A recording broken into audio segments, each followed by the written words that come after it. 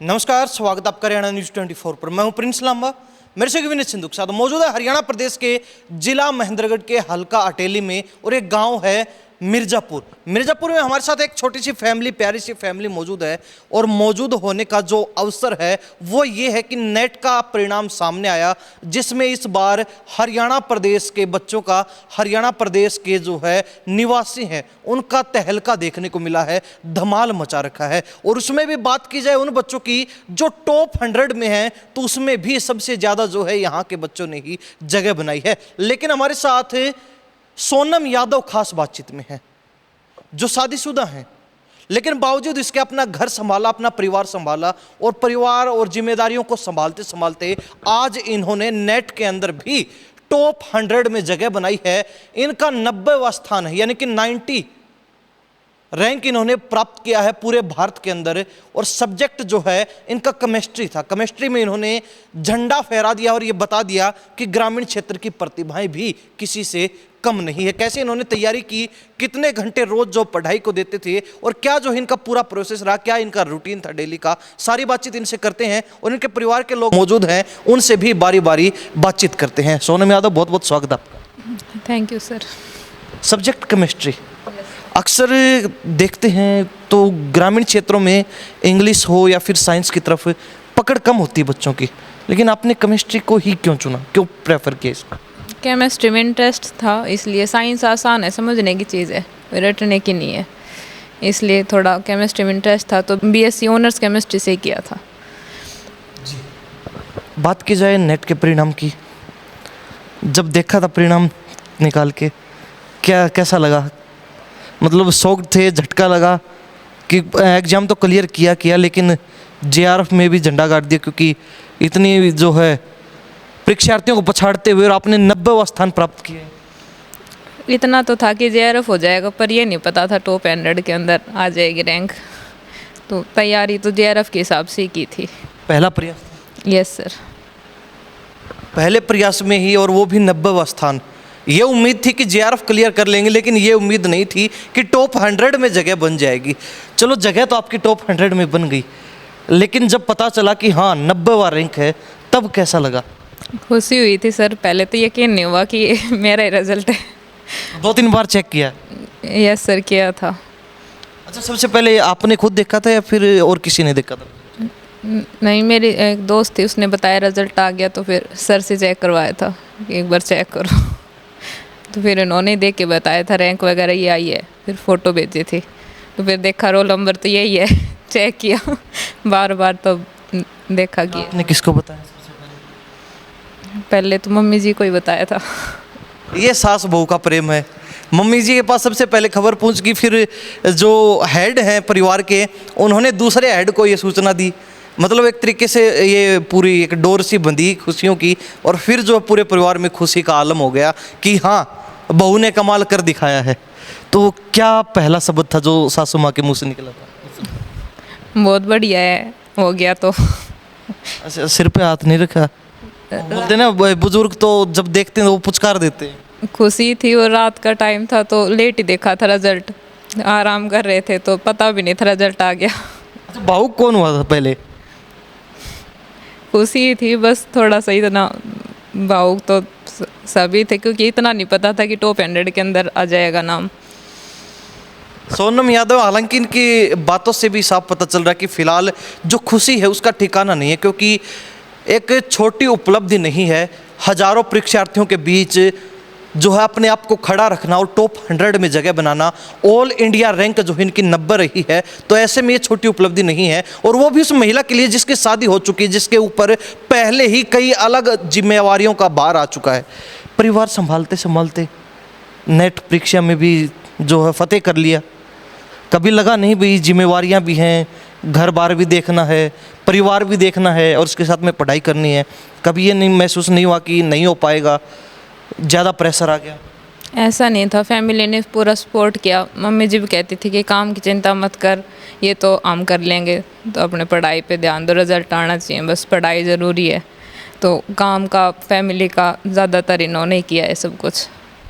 मेरे ऊपर इतना प्रेशर नहीं था, पढ़ाई के लिए ज़्यादा टाइम था। अक्सर महिलाएं होती हैं, वो कहती हैं कि हमें आगे बढ़ना है तो हमें जो है अलग रहना पड़ेगा, हम घर के काम को हाथ नहीं लगाएंगी, हम और कोई जो है चीज़ नहीं देखेंगे, हमें सिर्फ पढ़ना है, हम पढ़ेंगी तो ही जो आगे बढ़ पाएंगी। तो कभी आपको ये नहीं लगा कि भाई मेरे को बिल्कुल अलग कट ऑफ रहना है सबसे, उसके बाद ही मैं आगे बढ़ पाऊँगी? नहीं, ऐसा नहीं है। फैमिली में टाइम देते थे और कभी टाइम मिलता तो थोड़ी बहुत हेल्प करवा देते थे, बल्कि मम्मी जी ने कभी नहीं कहा कि खड़ी होकर ये काम कर दे। पढ़ रहे होते थे तो फिर बीच में डिस्टर्ब नहीं करती थी। चलो, पढ़ाई की बात चल रही है तो ये भी जान लेते हैं आपसे, क्या जो है डेली रूटीन था आपका, कितने घंटे पढ़ाई हो जाती थी, कोचिंग ली या फिर बिना कोचिंग के ही जो आपकी पूरी प्रिपरेशन चली? ऑनलाइन ली थी, रिकॉर्डेड लेक्चर्स लिए थे और टेस्ट सीरीज़ ली थी। और पढ़ाई तो जो डेली का काम होता था, जैसे ऑनलाइन क्लासेस का, वो किया था। प्रीवियस ईयर पेपर्स करते थे और टेस्ट सीरीज़ लास्ट में दी थी। डेली कितने घंटे हो जाती थी आपकी? कभी 6 से 8 घंटे तो मिनिमम, कभी ज़्यादा भी हो जाती थी, 10 घंटे भी ऐसे। 10 घंटे हो जाता था। तो फिर कभी आपकी सासू माँ ने ये नहीं कहा कि बहू पागल हो जाएगी, इतनी मत पढ़ा कर? अभी एक बार तो कहा था, बाकी इतना कहा नहीं। फिर मैंने कहा था कि मेरे को थोड़ा सा पढ़ रहे हैं, बार बार रिवीजन करने की ज़रूरत पड़ती है, इसलिए। उनको टेंशन थी ना, कभी पागल हो जाए, कभी पेपर के चक्कर में यहाँ पागल होके बैठ जाए घर पे। कहते तो थे कि 8 घंटे की पढ़ाई बहुत होती है, इतना ज़्यादा कौन ही पढ़ता है। पर फिर बाद में तो मैंने बताया था कि मेरे को रिवीजन करने की ज़्यादा ज़रूरत पड़ती है, मतलब एक बार ऐसे नहीं पढ़ लिया तो याद रह गया, तो रिवीजन मस्ट है, तो इसलिए मैंने बार बार पढ़ने की कोशिश की। अब बात की जाए इंटरनेट की, इंटरनेट हो, यूट्यूब वगैरह हो, कई चीज़ें हैं जिनका बच्चे अक्सर सहारा लेते हैं। हम अक्सर बातचीत करवाते हैं जो बच्चे नीट में हो, नेट में हो, या फिर जेई मेंस वगैरह में हो, एनडीए के अंदर आते हैं, या फिर यूपीएससी भी जो बच्चे क्रैक करते हैं, सबसे बातचीत करते हैं। वो कहते हैं कि इंटरनेट बड़ा जो है सहायता करता है। यूट्यूब वगैरह पे हम जो है काफ़ी सहायता ले लेते हैं, कई टॉपिक ऐसे होते हैं जो क्लियर नहीं हो पाते, उनको सरल भाषा में सहज शब्दों के माध्यम से हम समझ सकते हैं इंटरनेट के माध्यम से। आपकी सफलता में कितना योगदान रहा है? इंटरनेट में तो बहुत कम, क्योंकि ऑनलाइन कोचिंग ली थी, वो सबसे बड़ा योगदान था। क्योंकि हमारे जो कैरियर एंड वेयर के टीचर्स हैं, उन्होंने डाउट और टॉपिक बहुत अच्छे से करवाए थे, तो कभी ऐसा नहीं हुआ कि उनके पढ़ाने के अलावा कुछ अलग से देखना पड़े। तो बस ऑनलाइन इंटरनेट का यही फ़ायदा था कि हमने ऑनलाइन क्लासेस ली, उसका फ़ायदा मिला, ऑनलाइन टेस्ट सीरीज़ ली, तो ये बहुत बड़ा योगदान है वैसे। हालांकि आपको बता दें कि इनका जो पूरा परिवार है ये शिक्षा के क्षेत्र में लगा हुआ है। ये खुद जो है फ़िलहाल टीचिंग भी करती हैं बच्चों की। इसके अलावा इनके जो पति हैं वो भी फ़िलहाल जूनियर लेक्चरर हैं, हाल ही में इन जो है ज्वाइन किया था। इनके जो पिताजी हैं, यानी कि इनके जो ससुर हैं, वो भी शिक्षाविद हैं, यानी कि पूरा परिवार शिक्षा के क्षेत्र में लगा हुआ है। मकसद इनका एक ही है कि शिक्षा के क्षेत्र में कुछ बदलाव करना है, शिक्षा के क्षेत्र में ऐसा काम करना है कि आने वाले काफ़ी समय तक हमें याद किया जाए कि हाँ, एक परिवार ऐसा भी था जो शिक्षा के क्षेत्र में पागलों की तरह लगा हुआ था कि बच्चों के लिए कुछ करके जाना है, कुछ करना है। अच्छा, टीचिंग करते थे अक्सर बच्चों की, तो उससे सहायता हुई या फिर उससे आपका जो टाइम खराब होता था? मतलब कितना सहायता? टाइम तो ख़राब नहीं होता था सर, वो भी नॉलेज ही है, साइंस ही पढ़ाते थे, तो उससे कैसे ऐसा हो सकता है टाइम ख़राब हो। नॉलेज की बात है, हमें कुछ अलग सीखने को मिलता है इस फील्ड के अंदर भी। कई चीज़ें ऐसी होती हैं जो हम बड़े लेवल पे तो सीख जाते हैं, लेकिन छोटी मोटी चीज़ें हमें याद नहीं रहती, या फिर बेसिक नॉलेज हम भूल जाते हैं। अपर क्लासेस की पढ़ाई करते हैं तो उससे थोड़ा सा सीखने को मिला, बच्चों से कॉन्टेक्ट हुआ, तो वो क्यूरियस कुछ क्वेश्चन पूछें तो हमें सर्च करने का मौका भी मिलता है। अक्सर क्लास में कुछ बच्चे ऐसे होते हैं जो मतलब टीचर के साथ काफ़ी घुल मिल जाते हैं, तो एक तरीके से मतलब दोस्त वाला, फ्रेंड वाला, सहेलियों वाला रिश्ता हो जाता है। कई बार लड़कियां भी काफ़ी घुल मिल जाती हैं लेडी टीचर के साथ। तो कभी बच्चों की तरफ से ऐसा नहीं हुआ कि उन्होंने कहा हो कि मैम आप हमें तो पढ़ा रहे हो, आपकी तैयारी कैसी चल रही है, वो बताइए? पूछा था तो मैंने तो यही बताया था कि मेरे तो सही चल रही है, रिजल्ट आया तब भी पूछा था, तो बच्चे भी खुश थे। अभी रिजल्ट आने के बाद आप गए हो क्लास? हाँ, अभी फ़िलहाल जाते हैं। तो जब पता चला कि मैम का सिलेक्शन हो गया, मैम ने ऑल इंडिया लेवल पे 90 रैंक प्राप्त किया है, तो कैसा मतलब रिएक्शन था बच्चों? बच्चे खुश थे और पार्टी मांग रहे थे।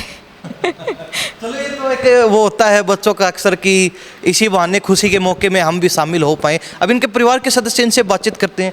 क्या नाम है? आकाश यादव सर। आकाश जी, शिक्षा के क्षेत्र में पूरा परिवार लगा हुआ, जुटा हुआ, मेहनत कर रहे हो, हाँ जी। कैसा लग रहा है? बहुत अच्छा लग रहा है सर, गर्व महसूस हो रहा है। और वाइफ तो आपसे भी आगे निकल गई। अच्छी बात है सर। कंपटीशन होना चाहिए हर जगह पे। अब इनको ये था कि पति तो लग गए, पति तो जूनियर असिस्टेंट हैं, तो हम क्यों पीछे रहे, हम भी जो इनके साथ साथ चलेंगे। अच्छी बात है सर, मेहनत करने से इंसान आगे बढ़ता है।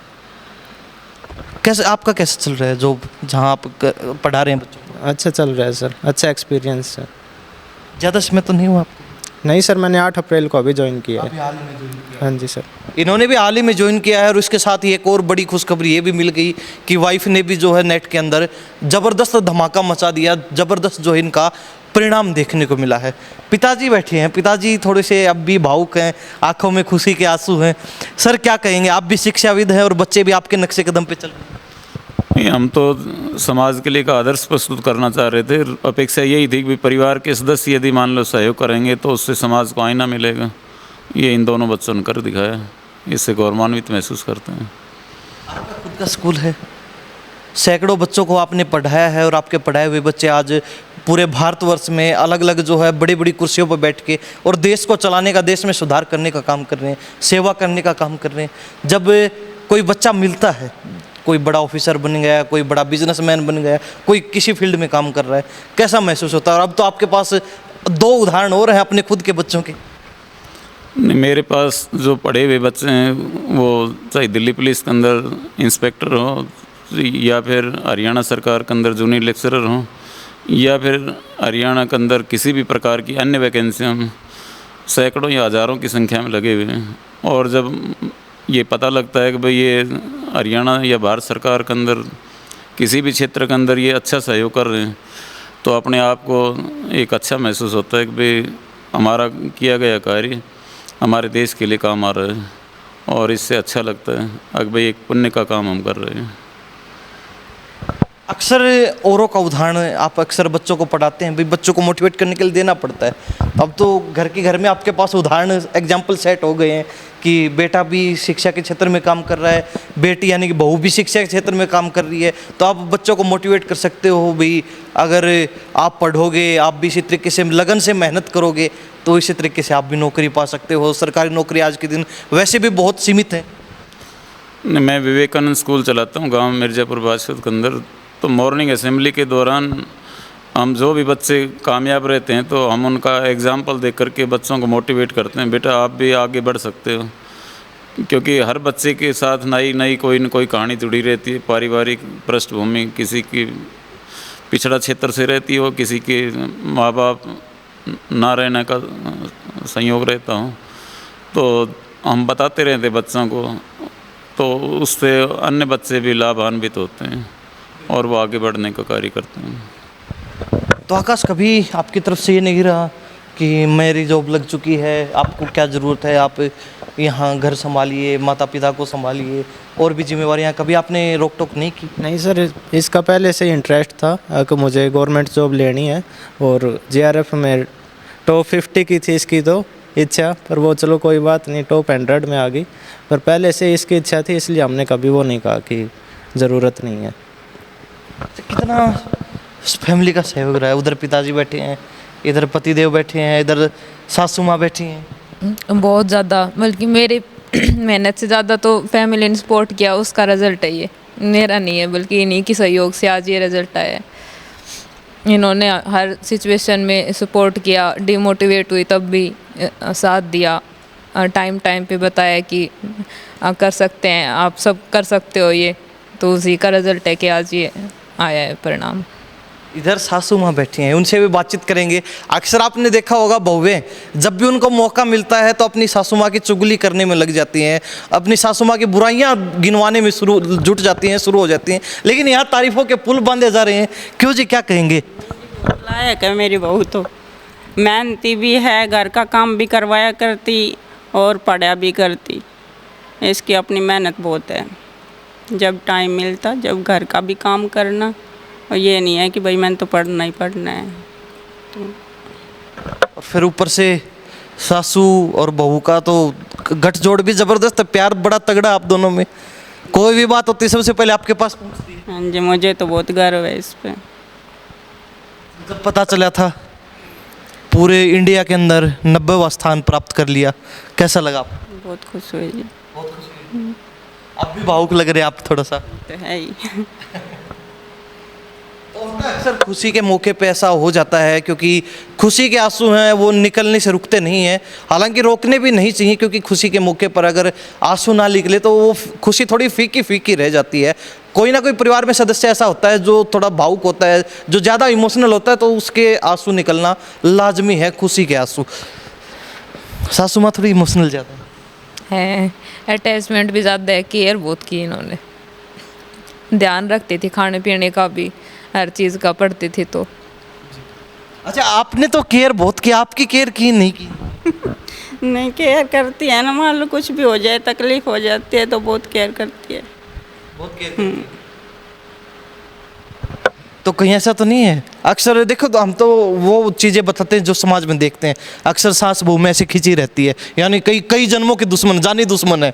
अक्सर सीरियल वगैरह देखते हैं, टीवी मूवीज में भी ऐसा ही दिखाया जाता है, सास बहू की कभी बनती नहीं है। लेकिन यहाँ कुछ अलग ही चक्कर चल रहा है। बेटी से भी अच्छी है, मेरी तो बेटी खुद की तो है नहीं, पर यही बेटी यही बहू, सारे रोल आपके लिए यही। यही। तो बहू कम, वैसे मेरे को तो बेटी ज़्यादा लग रही। बेटी ज़्यादा है। ये सास बहू का रिश्ता, ये इनका प्यार भी बड़ा गजब, बड़ा अनोखा, बड़ा गहरा है। तो आकाश क्या कहेंगे? पहले आपसे जानना चाहूँगा मैं, अक्सर जो बच्चे एग्ज़ाम देते हैं, भाई हज़ारों बच्चे देते हैं, वैकेंसी कम होती हैं, सीटें कम होती हैं, तो बहुत बड़ी संख्या में बच्चे पिछड़ जाते हैं, रह जाते हैं। दोबारा प्रयास करते, कई बच्चे सेकंड प्रयास में भी रह जाते हैं, थर्ड अटेम्प्ट में भी रह जाते हैं। क्या कहना चाहेंगे? थक जाते हैं, हार जाते हैं, हार मान लेते हैं? डिमोटिवेट ना हो, कोई भी लगातार मेहनत करते रहें। एक टाइम ऐसा आता है जब कुछ समय लगा लो, कुछ भी लगा लो, उस टाइम पे हमारी तैयारी में कुछ ना कुछ कमी रह जाती है, तो उस कमी को ढूंढें, उसको अपना सुधारें। और ऐसा नहीं है, जब समय अपना होता है, तैयारी अच्छे से हो जाती है, तो एक साथ कई एग्ज़ाम निकल जाते हैं। तो डिमोटिवेट ना हो, सबसे ज़्यादा यही है, तैयारी लगातार करते रहें अपने। क्यों सर, आप क्या कहेंगे? आपका तो अनुभव भी लंबा चौड़ा है, बड़े बच्चे आपने पढ़ा के जो है आगे बढ़ाए हैं। क्या कहेंगे जो बच्चे हार मान लेते हैं, प्रयास जो है छोड़ देते हैं करना, एक दो बार हार जाने के बाद, एक दो बार पिछड़ जाने के बाद? मेरी तो ये सोच है कि भाई जैसे विवेकानंद ने कहा था कि भाई दूरदृष्टि, पक्का इरादा, कड़ी मेहनत और अनुशासन, यदि इन सभी चीज़ों का संयोग हो तो एक दिन सफलता चरण चूमेगी। यानी कि चारों चीज़ों को अपने जीवन का मूल कर्तव्य बना लें। तब यही रहना चाहिए, कड़ी मेहनत कभी भी बेकार नहीं जाती, तो जो परिश्रम रहती है वही असली पूंजी रहती है, और उससे सफलता निश्चित मिलेगी। तो हमेशा सफल होना चाहिए इंसान को। सोनम, आप बता दीजिए भाई, जो लोग तैयारी कर रहे हैं, इस बार आपके साथ हज़ारों बच्चों ने एग्ज़ाम दिया, अलग अलग सब्जेक्ट के बच्चे थे, किसी ने गणित में दिया, किसी ने फिजिक्स में दिया, किसी ने केमिस्ट्री में दिया, कोई हिंदी का होगा, कोई संस्कृत का होगा, तो अलग अलग सब्जेक्ट के बच्चे हैं जिनका सिलेक्शन नहीं हो पाया, जिनका चयन नहीं हो पाया। आप क्या कहना चाहेंगे? अगर सिलेक्शन नहीं हुआ है तो थोड़ी बहुत कमी हमें रही है, चाहे वो डिमोटिवेशन की हो या फिर थोड़ी बहुत प्रिपरेशन की हो, तो हमें डिमोटिवेट होने के बजाय अपनी कमियों को सुधार के आगे प्रयास करना चाहिए। जी, अक्सर जब आप तैयारी करते हैं तो कौन सी चीज़ ऐसी है जिसका मतलब आपको डर बना रहता है कि हाँ, ये गलती नहीं होनी चाहिए, ये गलती हो गई तो फिर गड़बड़ हो सकती है? किन किन चीज़ों का विशेष ध्यान रखना चाहिए? रिवीजन का मेनली इम्पोर्टेंस होती है। अगर हम मान लो एक बार पढ़ के फिर उस नोटबुक को रख दें कि इसका तो हो गया, अब हमें तो ज़रूरत नहीं है, तो ये सबसे बड़ी कमी है कि हम, क्योंकि ह्यूमन माइंड है, वो हर चीज़ को जितना रिवाइज करेगा उतना ही मेमोरेबल बनाएगा। तो हमें सबसे मस्ट है कि रिवीजन सबसे ज़्यादा करना चाहिए, और प्रीवियस ईयर क्वेश्चंस हमें सबसे ज़्यादा मतलब 2-3 बार तो करने ही चाहिए जो हमारे एग्ज़ाम में आए हैं पहले। आपका मेनली किन चीज़ों पर फोकस रहा है तैयारी करते? इसमें रिवीजन का तो आपने बता दिया, रिवीजन तो आपने बताया कि बिल्कुल मस्ट है, बिल्कुल कंपलसरी है। इसके अलावा कौन कौन से ऐसे जो मुख्य बिंदु हैं जिन पे ध्यान देना चाहिए? PYQ सोल्व करो और टेस्ट सीरीज़ ज़रूर देनी चाहिए, ताकि हमें पता चले कि हम बाकी बच्चों के मुकाबले कहाँ स्टैंड कर रहे हैं। अपने जो नोटबुक के हिसाब से PYQ के अलावा भी कोई क्वेश्चन आ रहा है तो हम उसको अटैम्प्ट कर पा रहे हैं, नहीं कर पा रहे, हमारा जो दिमाग है वो और क्वेश्चंस के ऊपर अटैम्प्ट कितना काम कर रहा है। तो इसलिए हमें टेस्ट सीरीज़ ज़रूर देनी चाहिए। जी, फिलहाल आप बच्चों को बड़ा पढ़ाया है, तो कितने स्ट्रिक्ट थे, कितने सख्त थे बच्चों के सामने? सख्ती नहीं सर, आराम से पढ़ाते हैं बच्चे, भी सिंसियर है, पढ़ लेते हैं आराम से, तो जितना पढ़ाएं वो काम भी करके आते हैं, इसलिए ज़्यादा सख्ताई की या फिर इनकी ज़रूरत नहीं पड़ती। लेकिन अब चलते चलते ये और बता दीजिए कि जिनका नहीं हुआ, बहुत सी बहुएं भी हैं आपकी तरह ही, शादी हो चुकी है, कई जिम्मेवारियां हैं, बच्चों की जिम्मेवारियां, घर की जिम्मेवारियां, नहीं हो पाया तो उनको क्या करना चाहिए? थक हार के बैठ जाएं या फिर दोबारा प्रयास? नहीं, प्रयास तो करना छोड़ना ही नहीं चाहिए। अगर हमने मन के हारे हार है, मन के जीते जीत, अगर हम ठान ले कि हमें करना है तो कर सकते हैं। अगर वो टाइम नहीं दे पा रही तो अपनी फैमिली को भी थोड़ा एक बार बात करें, वो सपोर्टिव होते हैं, हर परिवार चाहता है कि हमारा बच्चा आगे बढ़े, तो वो भी थोड़ी हेल्प करेंगे, मोटिवेट करेंगे तो कर सकते हैं। कुछ भी नामुमकिन तो कुछ है ही नहीं। सपना हर लड़की का होता है भाई, आपको परिवार अच्छा मिला, आपके सास ससुर भी माता पिता की तरह आपको ट्रीट करते हैं, आपको बेटी की तरह रखते हैं, तो आपको वो मौका मिला आगे बढ़ने का, आपको जो है वो चांस मिला कि आप मेहनत करो, आप आगे बढ़ो। कई बच्चियों को नहीं मिल पाता है। उन अभिभावकों को क्या कहना चाहेंगे जो बहुओं को पढ़ाते नहीं हैं या फिर जो कहते हैं कि आप जो है नहीं कर पाएंगे, या फिर पहले ही जो डिमोटिवेट करने लग जाते हैं? कई बार ऐसा भी होता है परिवार में, भाई बहू पढ़ रही है तो सास को वो सहन नहीं होता, मतलब इच्छा हो जाती है कई बार रिश्तों के बीच में, तो क्या कहना चाहेंगे? एक बार उनको समझाने की भी कोशिश करनी चाहिए, वरना यही उसका मोटिवेशन है कि अगर उनको लगता है कि नहीं कर सकती तो उनको करके दिखाना चाहिए कि हर लड़की कर सकती है, ताकि जो और भी फैमिलीज़ में है जिनको ऐसा बोला जाए तो वो भी आगे बढ़े इस चीज़ को लेकर। अगर एक लड़की कोई अगर ड्रास्टिक कंडीशन में निकल के और अगर कोई अचीवमेंट करती है तो बाकी लड़कियों को भी हिम्मत मिलती है।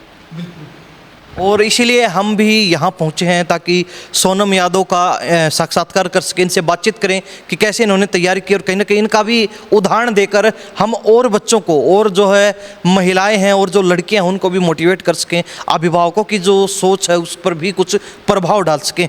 तो सासू माँ, आप क्या कहना चाहेंगे सोनम यादव की? आप क्या कहना चाहेंगे जो और सास देख रही हैं बहुओं की, उनको?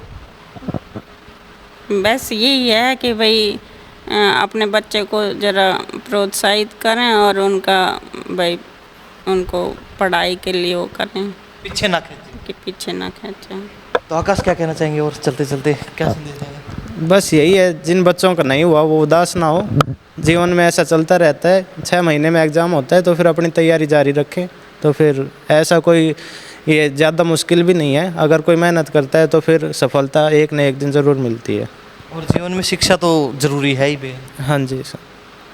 कैसा लगता है ऐसे परिवार का हिस्सा होना, जो पूरा परिवार ही शिक्षा के क्षेत्र में लगा हुआ? काफ़ी अच्छा लगता है सर, दादाजी भी शिक्षक थे, उधर से नाना जी नानी जी वो भी शिक्षक थे, और ये परंपरा आगे हमारी चल रही है, बहुत अच्छा लगता है सर। ये देख लीजिए, यानी कि वो जेनेटिक असर है इस फैमिली के ऊपर।